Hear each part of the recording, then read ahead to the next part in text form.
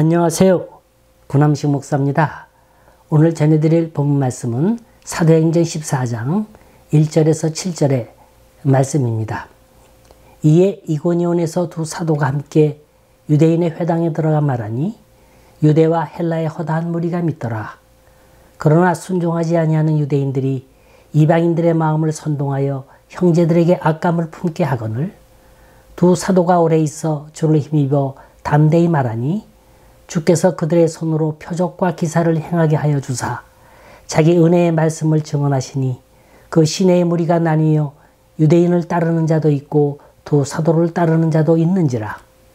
이방인과 유대인과 그 관리들이 두 사도를 모욕하여 돌로 치려고 달려드니 그들이 알고 도망하여 루가오니아의 두 성 루스드라와 더베와 그 근방으로 가서 거기서 복음을 전하니라. 사도행전 14장은 바울과 바나바가 세 개의 지역 이고니온, 루스드라, 더베에서 일어난 사역의 현장을 그리고 있어요. 우선 이고니온은 당시 루가오니아의 수도였고요. 현재는 터키의 중요한 상업도시로 코냐라 불려집니다. 이곳은 비시디 안디옥처럼 유대인들이 많이 거주했어요. 따라서 회당을 중심으로 해서 신앙생활을 했던 거로 보아집니다. 그런데 루스드라와 더베는 좀 달랐어요. 유대인이 아니라 이방인에게 직접 전도했다는데 큰 차이가 있습니다.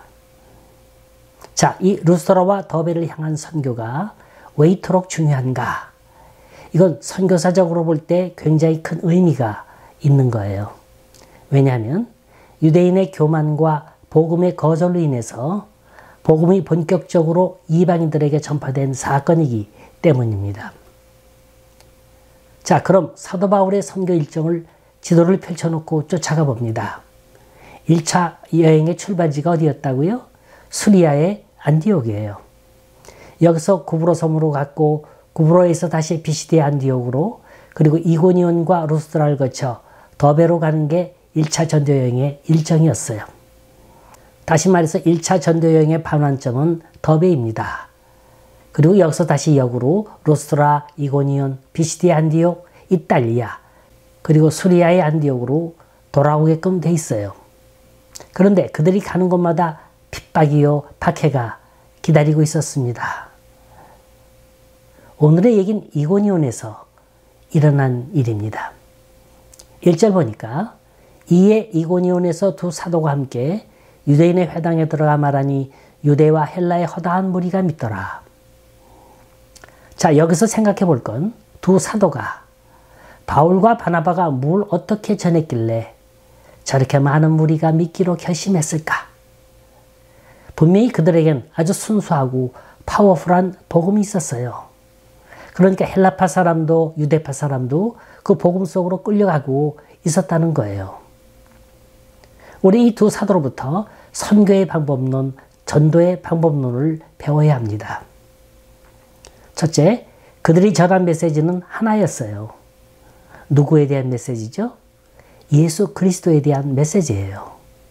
어딜 가든지 어떤 상황이든지 전했다는 겁니다. 물론 핍박이 따랐어요. 고통이 있었어요. 허나 그게 그렇게 중요한 게 아니었죠. 그들에겐 분명한 목적이 있었어요. 목적 있는 사람은 환경이 중요한 게 아니에요. 목적이 없으면 환경에 따라 인생이 흔들리고 맙니다. 좋은 환경 되면 헤헤거리고 나태해지고요. 나쁜 환경 되면 비참해지고 쉽게 실망하고 맙니다. 허나 목적 있는 인생은 그게 아니죠. 어떤 환경이든지 다가와라. 나는 아무런 걱정 없다. 나는 그걸 뚫고 나가겠다는 거예요. 사도 바울의 선교는 목숨을 바치는 선교였어요. 설사 내게 죽음이 찾아온다 할지라도 내 명예, 내 건강, 내 인생을 박탈한다 할지라도 죽기까지 전해야 하는 메시지가 있었는데 그게 바로 예수 그리스도였습니다. 바울에게는 오직 예수밖에 없었어요. 그래서 갈라디아 6장 14절에 보면 나는 예수 그리스도의 십자가 외에는 결코 자랑할 게 없다 그랬어요. 전도자는 이렇게 순수해야 합니다. 이렇게 한 가지만 집중해야 돼요. 그런데 우리는 너무나 산만하게 믿고 있어요. 그 먹고 사는 문제가 뭔지, 목구멍이 포도청이라고 하루하루의 삶 속에 우리의 신앙이, 우리의 양심이 이리저리 흔들리고 있습니다. 물론 돈 버는 일 중요하죠.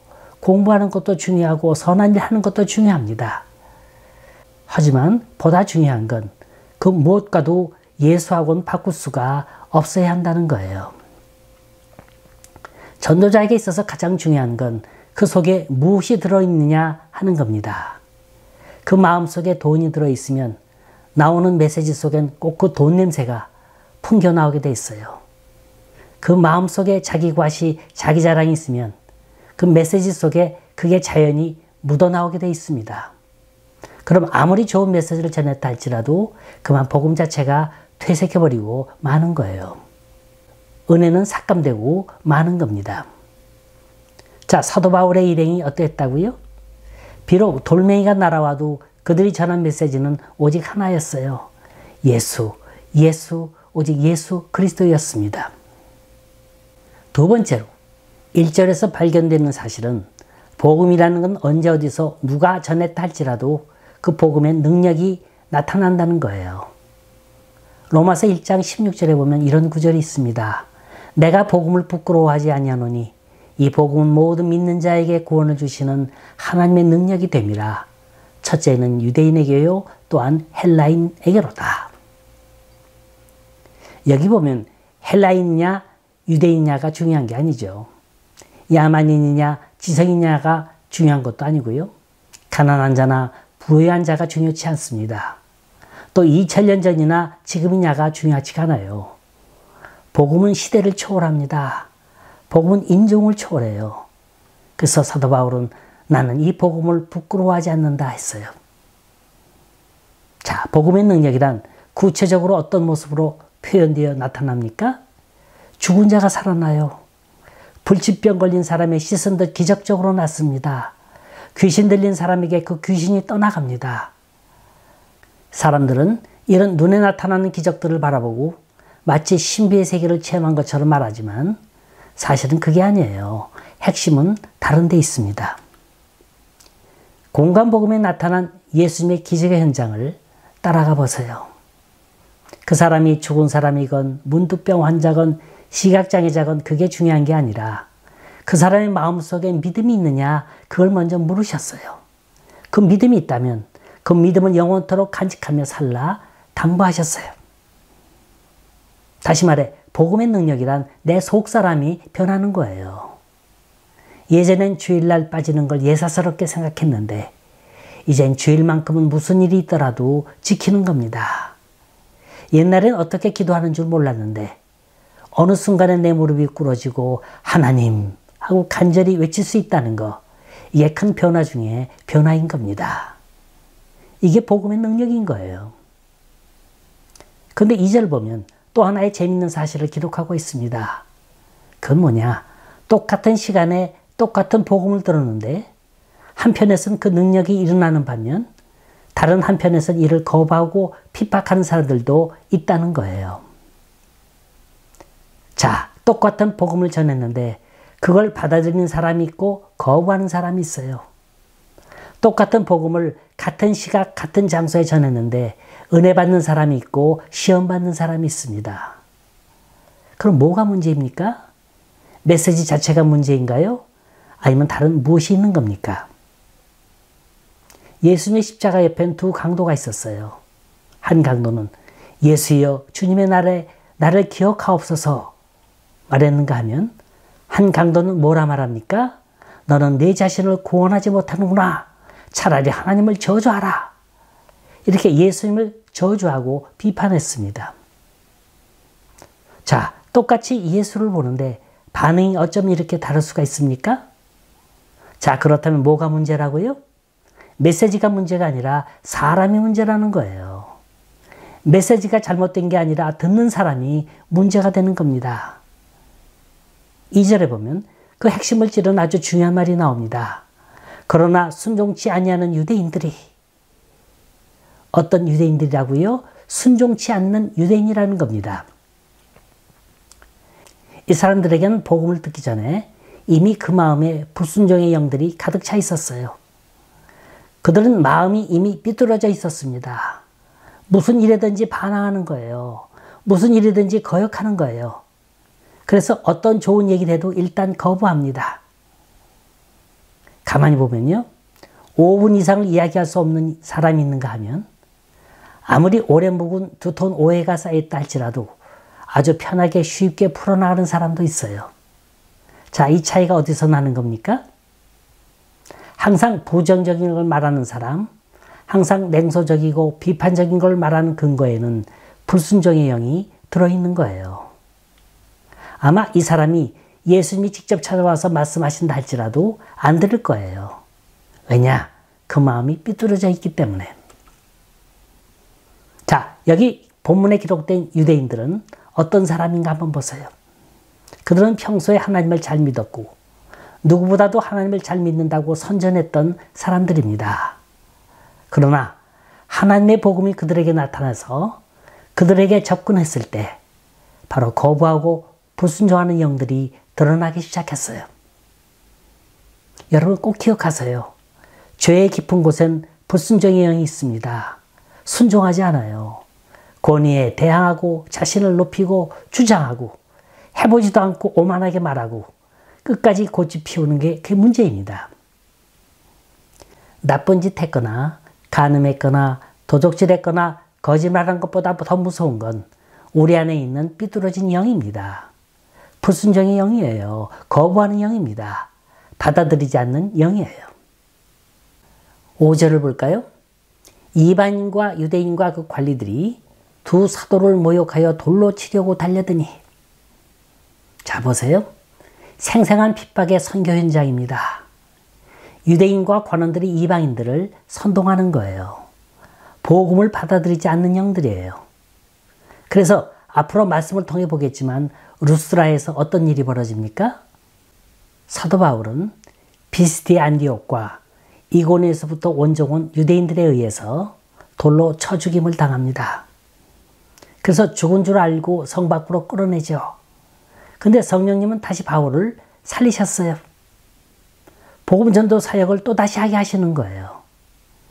선교란 이렇게 생명 걸고 하는 거예요. 목숨 아깝다면 어떻게 복음 전하겠습니까? 보통 사람들 같으면 한번 호되게 죽음의 고비를 경험한 사람이라면요. 다시 그 선교의 현장을 찾아가려 하지 않습니다. 그런데 바울과 바나바는 어떻게 했다고요? 그 장소를 다시 찾아가요. 그리고 그곳에서 한 유명한 말이 있죠. 22절 우리가 하나님의 나라에 들어가려면 많은 환난을 겪어야 할 것이라.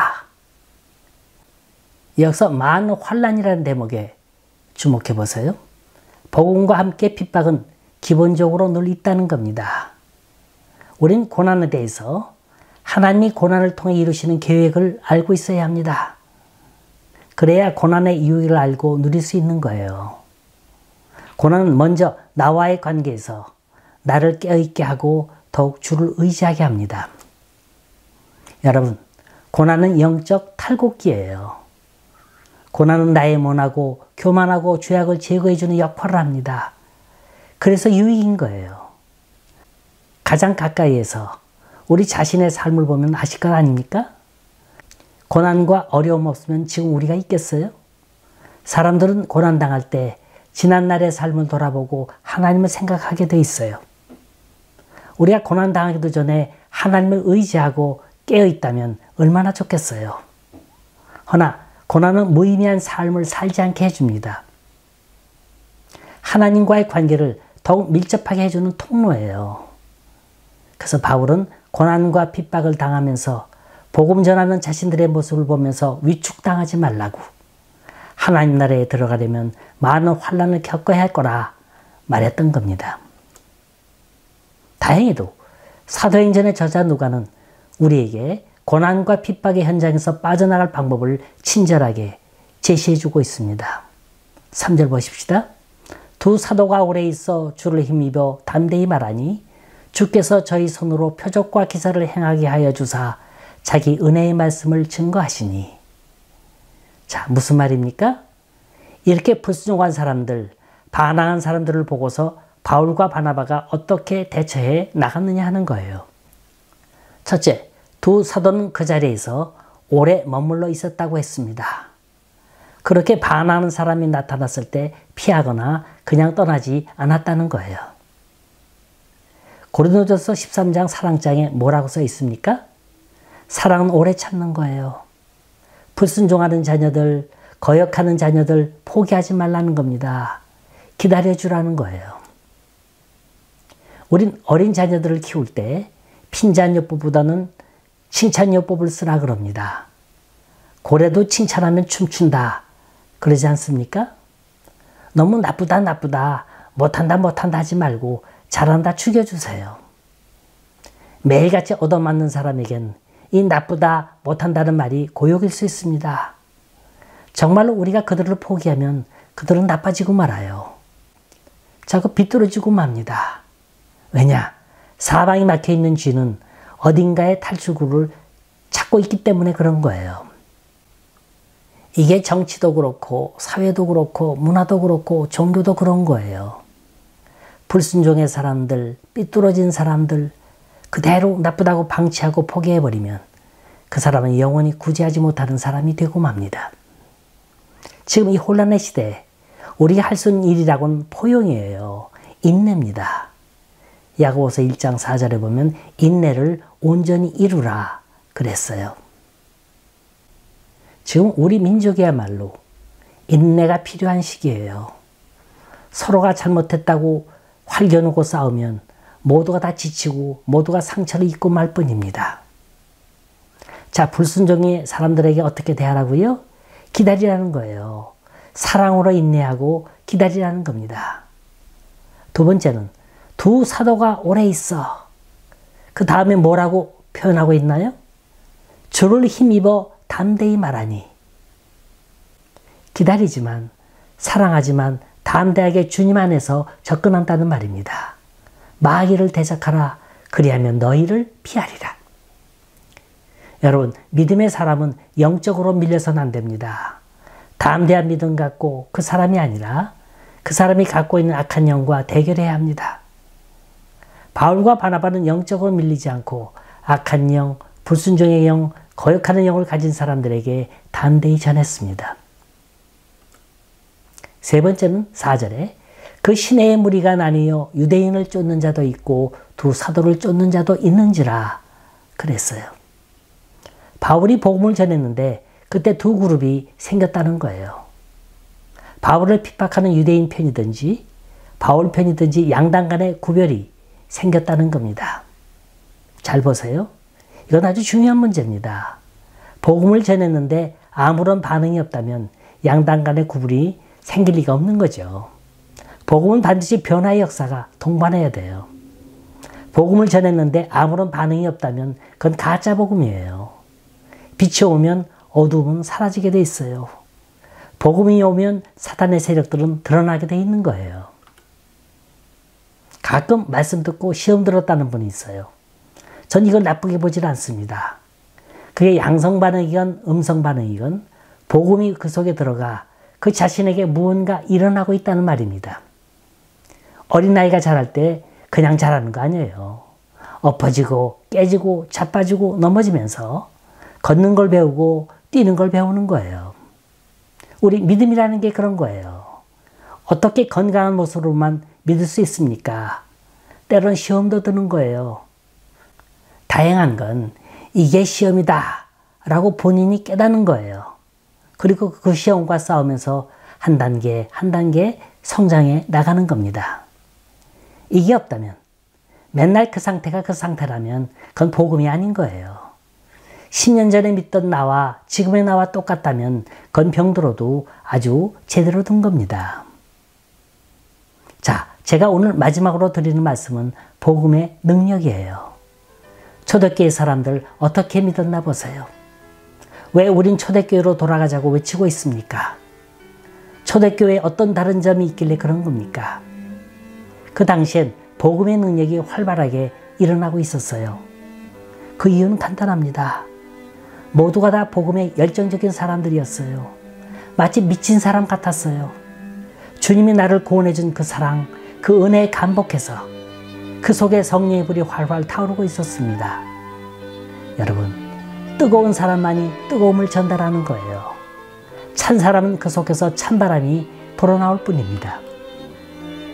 여러분, 이 뜨거움이 없다면, 이 열정이 없다면 무슨 메시지가 나오겠어요? 예수 믿는 거 그리 쉬운 거 아니에요. 남에게 복음 전한다는 거 그리 쉬운 거 아닙니다. 자, 여러분, 부단히 노력하세요. 참으세요. 인내하세요. 힘을 합치세요. 그래서 주님이 우리에게 내려주신 마지막 지상명령인 땅끝까지 이르러 내 증인 되라는 사명 잘 감당할 수 있기를 간절히 소원합니다.